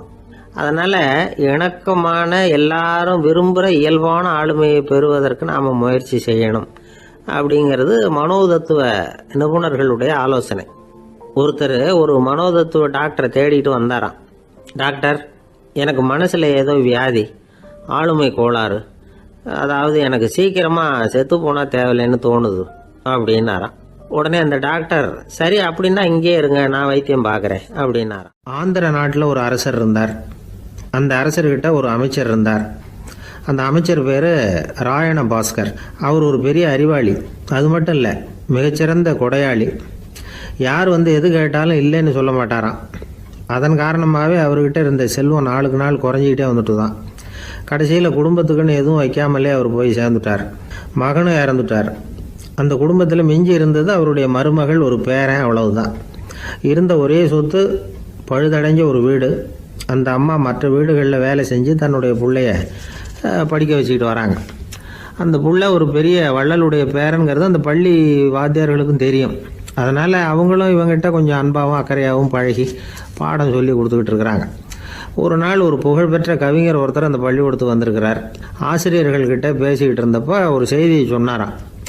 ராயண பாஸ்கருங்கிற வள்ளல் எனக்கு நிறைய உதவிகள் செஞ்சிருக்கார், என்னை பாராட்டி பரிசுகள்லாம் கொடுத்துருக்கிறார். அந்த வள்ளல் வாழ்ந்த கிராமத்தை பார்க்கணுங்கிறதுக்காக தான் இப்போ இங்கே வந்திருக்கிறேன் அப்படின்னாராம். ஆசிரியர் உடனே இந்த பையனை கூப்பிட்டு, இதை பாருங்கள், இவன் யார் தெரியுமா, நீங்கள் குறிப்பிடுகிற அந்த வள்ளலின் பேரன் அப்படின்னு அறிமுகப்படுத்தினாராம். கவிஞரின் கண்களில் ஆனந்த கண்ணீர். அந்த பரவச நிலையிலேயே அந்த வள்ளலை பற்றி கவி பாட ஆரம்பிச்சிட்டாராம். இந்த சின்ன பையன் அதை கேட்டிருக்கிறான். உடனே என்ன பண்ணான் தெரியுமோ, தன் கையில் அணிஞ்சிருந்த ஒரு பொன் வளையலை கழட்டி அந்த கவிஞருக்கு பரிசாக கொடுத்துட்டானான். எல்லாருக்கும் ஆச்சரியம். தாத்தா இருக்கும் நிலையில் கொடுத்தார், பேரன் இல்லாத நிலையிலையும் கொடுக்குறான். பையனை எல்லாரும் பாராட்டினாங்களாம். இருந்தாலும் அவனுக்குள்ள ஒரு பயம் எதுவும் ஆரம்பமாச்சு. பள்ளிக்கூடம் விட்டு வீட்டுக்கு வரும்பொழுது அந்த பயம் இன்னும் அதிகமாகிட்டுது. அம்மா என்ன சொல்லுவாங்களோ தெரியலையே, ஏதோ திடீர்னு தோணிச்சு வளையலை கட்டி கொடுக்கணும்னு கொடுத்துட்டோம். குடும்பம் இருக்கிற நிலையில் இப்படி நான் செஞ்சது தப்பா, வீட்டு செலவுக்கே அம்மா எவ்வளவு கஷ்டப்படுறாங்க, வீட்டுக்கு போனதும் என்ன நடக்குமோ தெரியலையே அப்படின்னு நினச்சி பயந்துக்கிட்டே அவன் வீட்டுக்குள்ளே அடி எடுத்து வைக்கிறான். அம்மா கூப்பிட்டு சாப்பாடு போட்டாங்க. அவங்க கண்ணில் படக்கூடாதுங்கிறதுக்காக ஒரு கையை பின்னாடி மறைச்சிக்கிட்டே இருந்தான். அம்மா இதை கவனிச்சிட்டாங்க. ஏய், உன் கையை ஏன் அப்படி வச்சிருக்கிற, உன் கைக்கு என்னாச்சு, ஏதாவது அடிபட்டு போச்சா அப்படின்னு கேட்டுக்கிட்டே கையை எடுத்து பார்க்குறாங்க. வளையல காணலை. வளையல் எங்கே அப்படின்னு கேட்குறாங்க. இவன் தயங்கிக்கிட்டே நடந்ததை சொல்கிறான். அது கேட்டதும் அந்த அம்மாவோட முகம் கோபத்தால் சவுந்து போச்சான். முட்டாளே, என்ன காரியம் பண்ண அப்படின்னு கன்னத்தில் அரைஞ்சிட்டாங்களாம். அம்மா, என்னை அடிக்காத, ஏதோ தெரியாமல் தப்பு பண்ணிட்டேன் அப்படின்ட்டுருக்கான். மகனே, வளையலை கொடுத்ததுக்காக நான் உன்னை அடிக்கலை அப்படிங்க, பின்ன எதுக்கு அடித்தேன்னு கேட்டிருக்கான். உன் பாட்டனார் ஒரு பெரிய வள்ளல். அவர் எதையும் பாதி வேலையை செய்யறதில்ல. அவருடைய பேரை நீ அரைகுறை வேலை செஞ்சுட்டு வந்திருக்கிற அப்படின்னாங்களாம். என்னம்மா சொல்கிறேன்ருக்கான். நீ ஒரே ஒரு வளையலை மட்டும்தானே கட்டி கொடுத்துருக்குற. கொடுக்குறதா இருந்தால் ரெண்டையும் சேர்த்துல கொடுத்துருக்கணும். அதுதானே உங்கள் தாத்தாவுக்கு பெருமை அப்படின்னாங்களாம். அம்மா, தெரியாமல் இப்படி செஞ்சுட்டேன், உங்கள்கிட்டையும் அரை வாங்கிட்டேன் அப்படி இப்படின்னு அவன் சொல்லியிருக்கிறான். இப்போ அம்மா கொஞ்சம் இருங்க, அந்த கவிஞர் இன்னைக்கு நம்ம ஊரில் தான் தங்கியிருப்பார். நாளைக்கு காலையில் தான் அவர் எங்கே இருக்காருன்னு விசாரித்து இன்னொரு வளையலையும் கொடுத்துட்றேன் அப்படின்ட்டுருக்கான். மகனே, நல்ல செயல்களையெல்லாம் நாளைக்குன்னு ஒத்தி போடாத. நாளைக்கு என்ன நடக்குங்கிறது யாருக்கு தெரியும். இப்போவே போ, எங்கே இருக்காருன்னு பாரு அப்படின்ட்டுருக்காங்க. மகன் புறப்பட்டான். பள்ளி ஆசிரியர்கிட்ட போய் கேட்டானான் அந்த கவிஞர் எங்கே இருக்காருன்னு. அவர் சொன்னாராம். உடனே போய் அவர் இருக்கிற இடத்துல கதவை தட்டியிருக்கான். ராத்திரி நேரத்தில் இவனை கண்டதும் அவருக்கு ரொம்ப ஆச்சரியம். இவன் இன்னொரு கை வளையலையும் எடுத்து நீட்டியிருக்கான். அவர் திகைச்சு போய் நிற்கிறார். அவரால் என்ன பண்ணுறதுன்னே தெரியல. ஆனந்த கண்ணீர். இது பெரியவர்கள் கூற கேட்ட ஒரு வரலாறு. இன்றைக்கி இப்படிப்பட்டவங்களை பார்க்க முடியுமா? வறுமை வள்ளல் தன்மையை ஒன்று செய்து விடாதுங்கிறதுக்கு இது ஒரு உதாரணம். ஒருத்தன் இன்னொருத்தனை பார்த்து கேட்டானா, எங்கள் தாத்தா உங்கள் தாத்தாவுக்கு 100 ரூபா கடன் கொடுத்துருக்கிறார், அதை எப்போ திருப்பி கொடுக்க போகிறேன்னு. கவலைப்படாத, எங்கள் பேரன் அதை உங்கள் பேரன்ட்ட திருப்பி கொடுத்துருவான் அப்படின்னு நானான் அவன். பக்தின்னு சொல்கிறோம் இல்லையா, அது 3 வகைப்படும் அப்படிங்கிறார் ஒரு பெரியவர். அது என்ன 3 வகைன்னா, தெய்வ பக்தி, அடியார்கள் பக்தி, குரு பக்தி. அடியார் பக்தியை விட தெய்வ பக்தியை விட குரு பக்தி தான் ரொம்பவும் சிறந்ததுங்கிறார் அவர். தெய்வத்துக்கிட்ட செஞ்ச பாவம் குருநாதர்கிட்ட தீர்ந்துருமா. குருநாதர்கிட்ட செஞ்ச பாவம் தெய்வத்துக்கிட்ட போனாலும் தீராதான். இப்படி பெரியவங்களாம் சொல்லி வச்சிருக்கிறாங்க. ஒரு காடு, அங்கே அயோத தௌமியர் அப்படின்னு ஒரு தபோதனர். அவர் பல மாணவர்களை ஒன்றா சேர்த்து ஒரு குருகுலம் நடத்திக்கிட்டு இருக்கிறார். பல தரப்பட்டவங்க பல திறப்பட்டவங்க மாணவர்கள் அதில் சேர்ந்து படிச்சுக்கிட்டு இருக்கிறாங்க. பாஞ்சால ராஜகுமாரன் ஒருத்தனும் அந்த குருகுலத்தில் சேர்ந்து படிச்சுக்கிட்டு இருக்கிறான். அவன் பேர் ஆருணி. பெரிய இடத்து புள்ள, இருந்தாலும் படுப்பில் ரொம்ப கெட்டிக்காரனாக இருந்தான். அவன் தான் அங்கே முதல் மாணவன். ஒரு நாள் குருநாதர் அந்த அரசகுமாரனை கூப்பிட்டார். நம்ம குருகுலத்துக்கு சொந்தமான வயலில் தண்ணீர் பெருகி வெள்ளம் பயிரை அழிக்குதான். அதனால் நீ போய் மடையை அடைச்சிட்டு வந்துடும் அப்படின்னார். அந்த அரசகுமாரன் உடனே புறப்பட்டான். குருநாதர் சொல்லிட்டார்ல, உடனே புறப்பட்டான். நான் பெரிய இடத்து பிள்ளையாச்சே, ராஜகுமாரனாச்சே, ரொம்ப செல்வாக்கூட வளர்ந்தவனாச்சே, நான் போய் வயலில் இறங்கி வேலை செய்கிறதா அப்படின்னுலாம் அவன் நினைக்கல. குருநாதர் கட்டளையை நிறைவேற்ற வேண்டியது நம்ம கடமை அப்படின்னு நினச்சான். உடனே ஒரு மண்வெட்டியை தூக்கி தோளில் வச்சுக்கிட்டு புறப்பட்டு போயிட்டான். வயலுக்கு போனான். பார்த்தான், தண்ணி கரையை உடச்சிக்கிட்டு வயலுக்குள்ளே ஏகமாக பாஞ்சிக்கிட்டு இருக்குது. இவன் மண்வெட்டியால் களிமண்ணை புல்லோடு சேர்த்து புல் பத்த மாதிரி வெட்டி வெட்டி போட்டான்.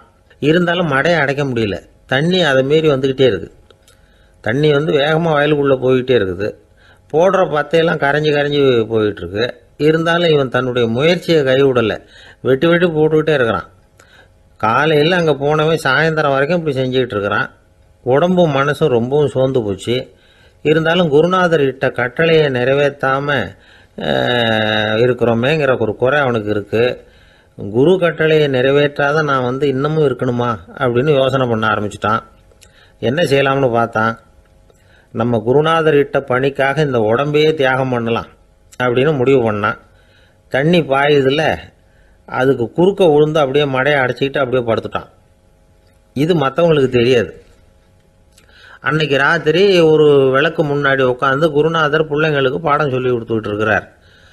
முதல் வரிசையில் இருக்கக்கூடிய ராஜகுமாரனை காணலை. நம்ம ஆருணி எங்கே போனா அப்படின்னு சொல்லி மற்ற மாணவர்களை விசாரித்தார். இப்போ அவங்க சொன்னாங்க, சுவாமி அவன் காலையில் வயலுக்கு வந்து மடையை அடைக்கிறதுக்காக போனான், நீங்கள் தான் போக சொன்னீங்க, இன்னும் திரும்பி வரல அப்படின்னு அவர் பையன். குருநாதர் உடனே ஒரு தீவெட்டி எடுத்துக்கிட்டு மாணவர்களை அழைச்சிக்கிட்டு வயலுக்கு போனார். அங்கே போய் பார்த்தா ஆளை காணும். ஆறுமணின்னு சொல்லி சத்தம் போட்டு கூப்பிட்டு பார்க்குறார். நான் இங்கே இருக்கேன் குருநாதா அப்படின்னு காலுக்கு அடியிலேருந்து ஒரு சத்தம் வருது. குனிஞ்சு பார்த்தா அவன் மடையில் படுத்துருக்கிறான். என்னப்பா இதுன்னார். காலையிலேருந்து இந்த மடையை அடைச்சி பார்த்தேன் சுவாமி, முடியல, அதனால் இப்படி குறுக்க படுத்துட்டேன், என்னை தாண்டறதுக்கு பயந்து போய் தண்ணியே தேங்கி நின்றுட்டுது அப்படின்னா. அவனுடைய குரு பக்தியையும் அவனை தாண்டறதுக்கு அஞ்சு நிற்கிற தண்ணி தேக்கத்தையும் பார்த்துட்டு எல்லாரும் ரொம்ப ஆச்சரியப்பட்டு போயிட்டாங்களாம். 6 மணி எழுந்திரிச்சு வா அப்படின்னு கூப்பிட்டாரான் குருநாதர். அவன் தண்ணீரை பொழந்துக்கிட்டு எழுந்திரிச்சு வந்தானான். அதனால் அவனுக்கு வந்து உத்தாலகன் அப்படின்னு ஒரு பேர். உத்தாலகன்னா தண்ணீரை பிளந்தவன் அர்த்தம். அந்த உத்தாலகன் மாதிரி இந்த காலத்து மாணவர்களுக்கும் குரு பக்தி வேணும் அப்படின்னு சொன்னோம் ஒரு பள்ளிக்கூடத்தில். உடனே நிறைய மாணவர்கள் எழுந்திரிச்சு நின்னாங்க. சார், நீங்கள் எங்களை வந்து இன்னமும் சரியாக புரிஞ்சுக்கலன்னு நினைக்கிறோம். அன்னைக்காவது ஒருத்தன் அப்படி இருந்தான், இன்னைக்கு ஏகப்பட்ட உத்தாலகர்கள் இருக்கிறோம். எங்கள் வாத்தியார் கட்டளை இட்டா இப்போவே அது மாதிரி வயலுக்கு போய் மடையில் குறுக்கப்படுத்துக்கிறதுக்கு இந்த வகுப்பில் உள்ள அத்தனை பேரும் தயாராக இருக்கிறோம் அப்படின்னாங்க. அப்படியா அப்படின்னு சொல்லி கேட்டோம் ரொம்ப சந்தோஷமாக. ஒருத்தன் ரொம்ப அடக்கமாக எழுந்திரிச்சான். அப்புறம் சொன்னான், ஆமாம் சார், வகுப்பில் வந்து இவர் நடத்துகிற பாடத்தை கேட்டுக்கிட்டு இருக்கிறத விட பேசாமல் போய் மடையில் படுத்துடுறது ஒன்றும் கஷ்டமான காரியமாக இருக்காது, அதனால தான் எல்லாரும் அங்கே போகிறேன்னு சொல்கிறோம் அப்படிங்கிறான். 11ஆம் நூற்றாண்டில் ஒரு புகழ்பெற்ற இறைநேச செல்வர் வாழ்ந்து வந்தார். அவர் பேர் அப்துல்லா ஹிஸ் சௌமை. இப்போது சோவியத் ரஷ்யாவில் உள்ள ஜீலான்கிற நகரத்தோட புறநகர் பகுதியில் நீப்புன்னு ஒரு ஊர், அங்கே தான் அவர் இருந்தார். அவருக்கு ஒரு ஆப்பிள் தோட்டம் இருந்தது தஜ்லா நதி ஓரத்துல. அந்த தோட்டத்துல அவர் ஒரு நாள் உலாவிக்கிட்டு இருக்கிறார். அந்த சமயத்துல 20 வயசுள்ள அழகான இளைஞர் ஒருத்தர் அவர் முன்னாடி வந்து நின்னார். என்ன நீங்க மன்னிக்கணும்னார். இவருக்கு ஒன்னும் புரியல. யாரப்பா நீ என்ன கெடுதல் பண்ணின, நான் எதுக்காக உன்னை மன்னிக்கணும் அப்படின்னு கேட்டார். ஐயா, என் பேரு அபு சாலிஹ் மூசா, இங்க இருந்து 4 கல் தொலைவில் இருக்கக்கூடிய இதே தஜ்லா நதி ஓரத்துல தான் நான் இருக்கிறேன். நேத்து மத்தியானம் எனக்கு ஒரு நல்ல பசி. அந்த நேரம் ஒரு ஆப்பிள் பழம் இந்த நதியில மிதந்து வந்தது. அவசரத்துல அதை எடுத்து சாப்பிட்டுட்டேன். சாப்பிட்டதுக்கு அப்புறம் தான் அப்படி செஞ்சது பெரிய தவறுங்கிறத உணர்ந்தேன். ஒரு பொருளுக்கு உரியவர்கள் யாரோ அவங்க அனுமதி இல்லாம அந்த பொருளை சாப்பிடுறது ஹராமான அந்த பழம் வந்து என் வயத்துக்குள்ள போனதுல இருந்து எனக்கு நிம்மதி இல்ல. ராத்திரி பூரா தூங்கவே முடியல. காலையில எழுந்திரிச்சதும் இந்த நதி ஓரமா பாத்துக்கிட்டே வந்தேன். உங்க தோட்டத்தை பார்த்தேன். ஒரு மரத்தோட கிளை வந்து தண்ணியில தொட்டுக்கிட்டு இருக்கிறத பார்த்தேன். அதனால நான் சாப்பிட்ட பழம் இங்க இருந்து தான் வந்திருக்கணும். அந்த பழத்துக்கு உரியவர் நீங்க தான். நீங்க என்ன மன்னிச்சாதான் நான் சாப்பிட்ட பழம் ஹலாலா, குற்றம் நிவர்த்தியா, தயவு பண்ணி மன்னிக்கணும் அப்படின்னு கண்கலங்க கேட்டுக்கிட்டார். இதை கேட்ட இந்த சௌமை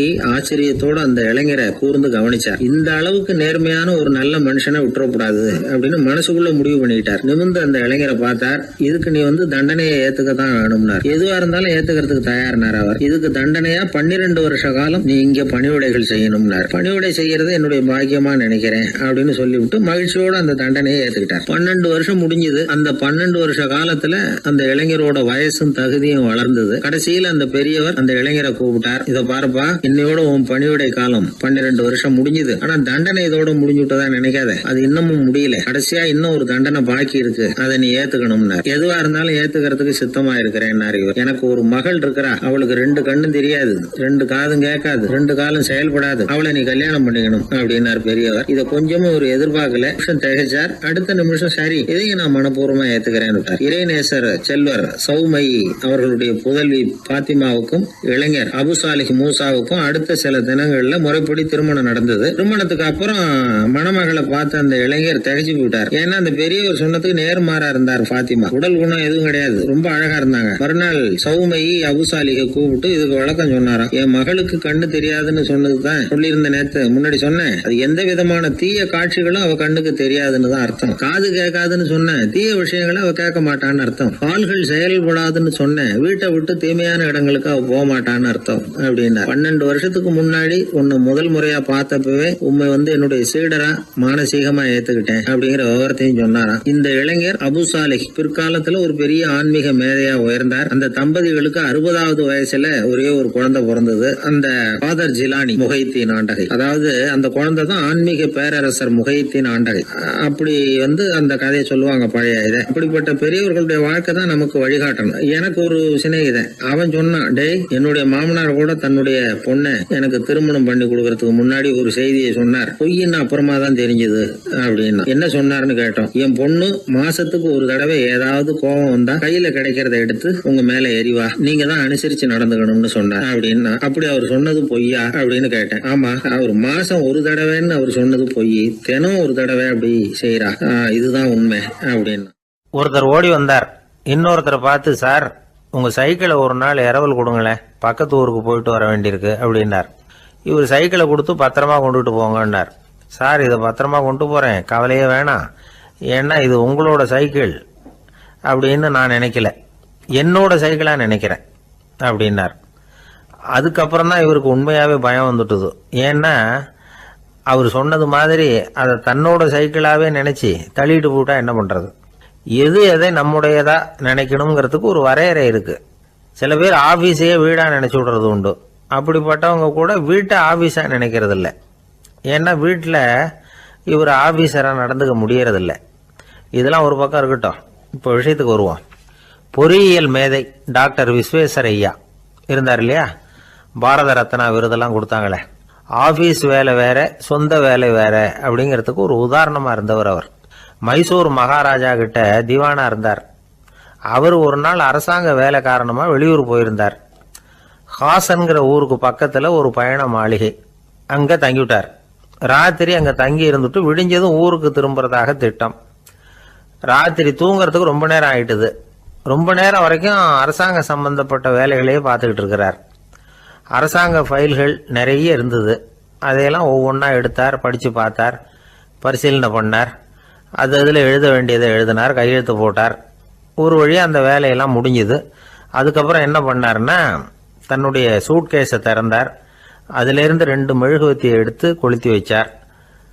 அந்த பயண மாளிகையில் அது வரைக்கும் எரிஞ்சுக்கிட்டு இருந்த மின்சார விளக்குகளை அணைச்சுட்டார். அதுக்கு பிறகு அந்த மெழுகுவத்தி வெளிச்சத்தில் சில புத்தகங்களை தொடர்ந்து படிக்க ஆரம்பிச்சிட்டார். அந்த பயண மாளிகையில் பணியாளராக இருந்தவர் இதை பார்த்துட்டு ஓடி வந்தார். மறுபடியும் மின் விளக்கு போடுறதுக்காக போனார். விஸ்வேஸ்வரய்யா அதை பார்த்துட்டு போட வேணாம்ட்டாராம். இதுவரைக்கும் நான் அரசாங்க அலுவல்களை கவனிச்சுக்கிட்டு இருந்தேன், அதனால மின் விளக்குகள் அப்போ எரிஞ்சதில் தப்பு இல்லை. இப்போ நான் புத்தகம் படிச்சுக்கிட்டு இருக்கேன், இது என்னுடைய சொந்த வேலை, இங்கே இருக்கிற மின் விளக்கு அதுக்காக ஏன் எரியணும் அப்படின்னு கேட்டாராம். இப்போ இருக்கிற சில அரசு பணியாளர்கள்கிட்ட இந்த சம்பவத்தை பேச்சோட பேச்சா சொல்லி பார்த்தேன். அவங்களால இதை ஜீரணிக்கவே முடியல. நேர்மை தேவைதான் சார், அதுக்காக அவ்வளவு தூரத்துக்கு அது தேவையா அப்படிங்கிறாங்க.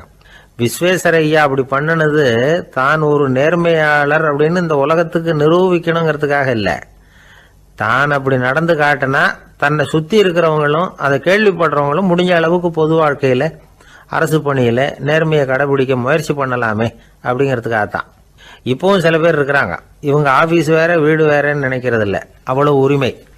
ஒருத்தர் அப்படிதான், அவருக்கு அவசரமாக 5000 ரூபா தேவைப்பட்டது. ஆஃபீஸு பணத்தை எடுத்துக்கிட்டார். அந்த நேரம் பார்த்து ஆடிட் வந்துட்டுது, ஆப்பிட்டுக்கிட்டார். விசாரணை நடக்குது. அவர் சொல்றார், சார் நான் நேரம் காலம் பார்க்காம ஆஃபீஸில் வேலை செய்வேன், ஏன்னா அதை என்னோட ஆஃபீஸாக நினைக்கிறேன்.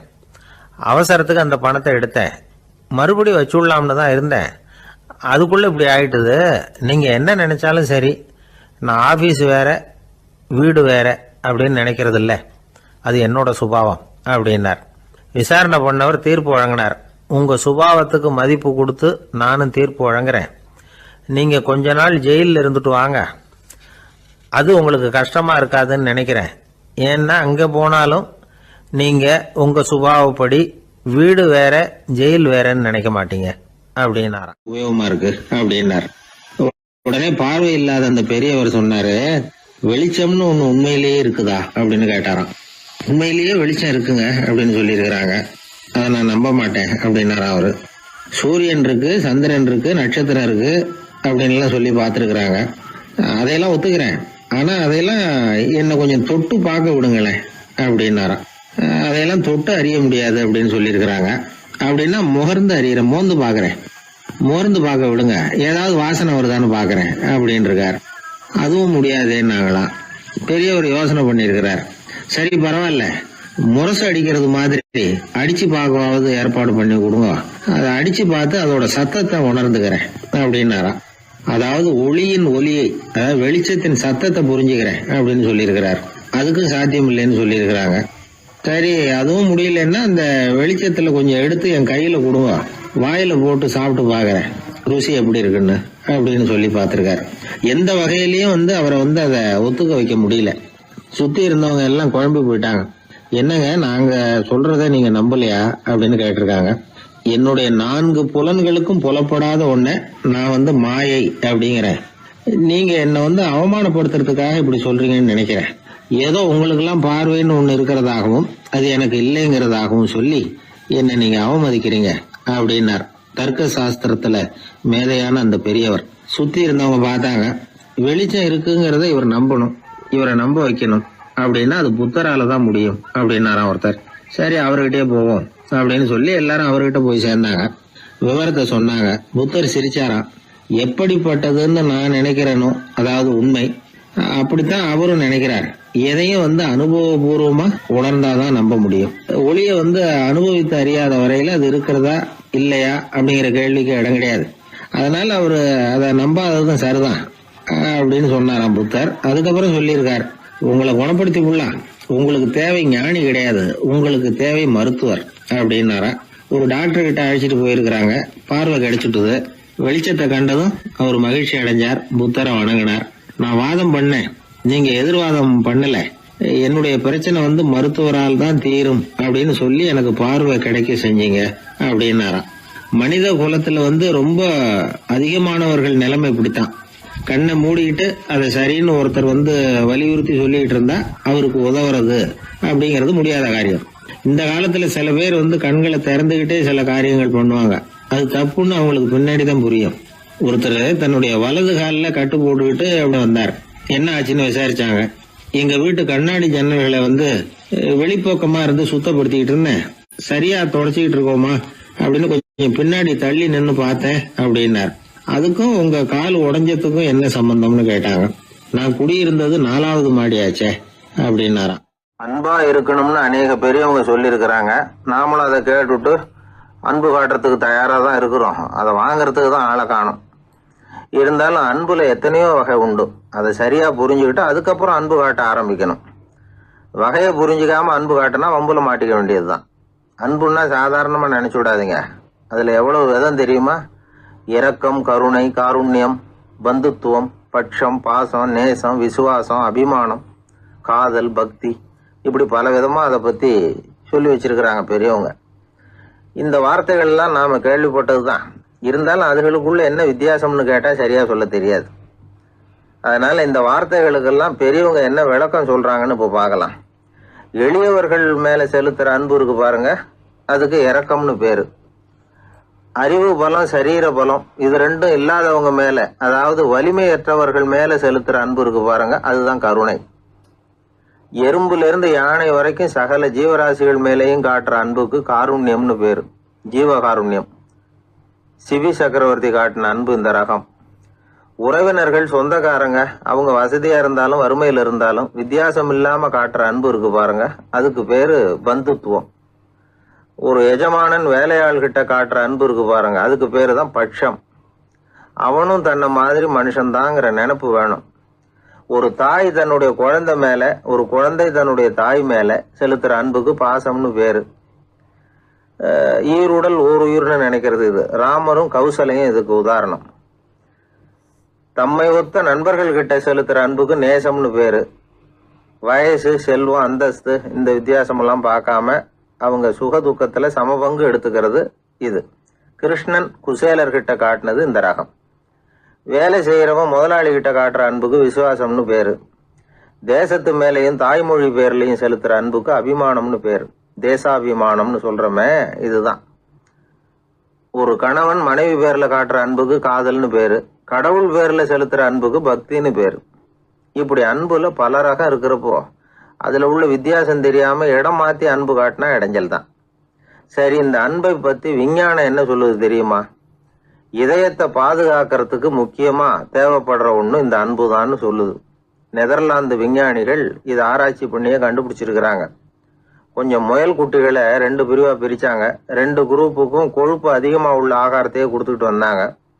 ஆனால் ஒரு குரூப்புக்கு வெறுமன ஆகாரத்தை கொடுத்ததோட சரி, இன்னொரு குரூப்பு முயல்களுக்கு ஆகாரம் கொடுத்ததோடு நிறுத்திக்கல.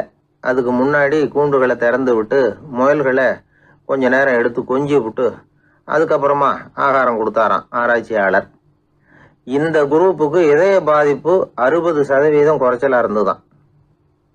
சில நோயாளிகளுக்கு ஹார்ட் அட்டாக் வந்தாலும் அதை தாங்கிக்கிட்டு குணமாகிற சக்தி அதிகமாக இருக்குது. இது எப்படின்னு ஆராய்ச்சி பண்ணி பார்த்துருக்குறாங்க. அவங்கெல்லாம் மனைவி தன் பேரில் ரொம்ப அன்பாக இருக்கிறதாக நினைக்கிறவங்களா இருக்கிறாங்களாம்.